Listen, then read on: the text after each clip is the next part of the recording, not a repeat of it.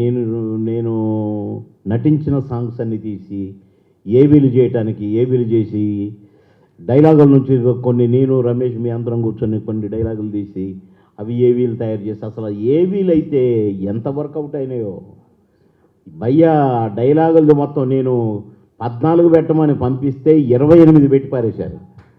ఏంటంటే అన్ని బాగున్నాయని అట్లా గమ్మత్తుగా కుదిరింది, గమ్మత్తుగా జరిగింది.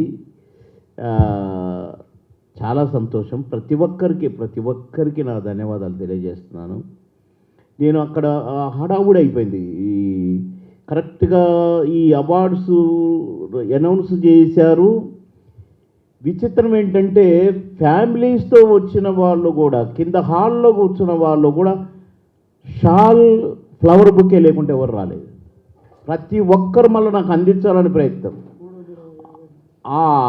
అందించటంలో గజిబిజి అయిపోయింది.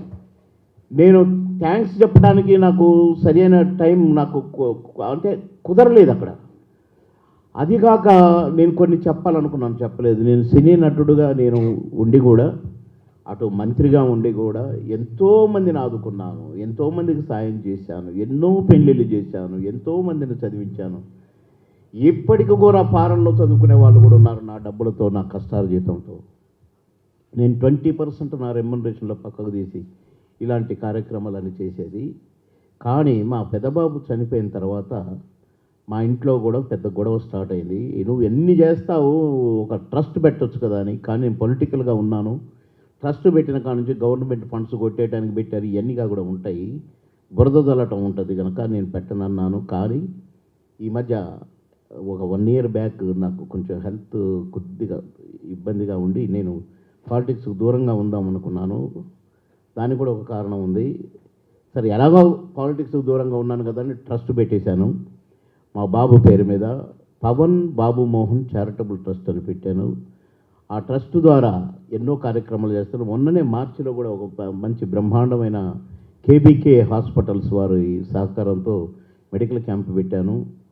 1000-2000 మందికి ఫ్రీ ట్రీట్మెంట్, ఫ్రీ మెడిసిన్స్ ఇవన్నీ ఇచ్చటం జరిగింది.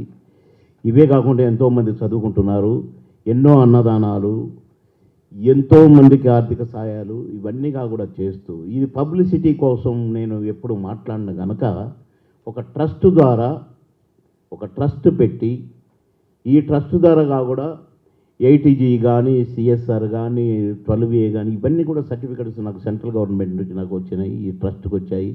ఇవన్నీ ఉండగా ఈ ట్రస్ట్ను నడుపుతూ ఒక పక్క 10 మందికి సాయం చేస్తూ, ఒక పక్క రాజకీయంగా, ఒక పక్క ఇన్ని చేస్తూ కూడా అలవకుండా సొలవకుండా ఏదో షోకులకు పోకుండా సింపుల్ బాబు మోహన్గా ఉంటూ మీ అందరి తమ్ముడిగా, మీ అందరి బ్రదర్గా నేను ఈ కార్యక్రమాన్ని జరుపుకున్నందుకు నాకు చాలా సంతోషంగా ఉంది. భయపడ్డాను కానీ ఇప్పుడు సంతోషపడుతున్నాను.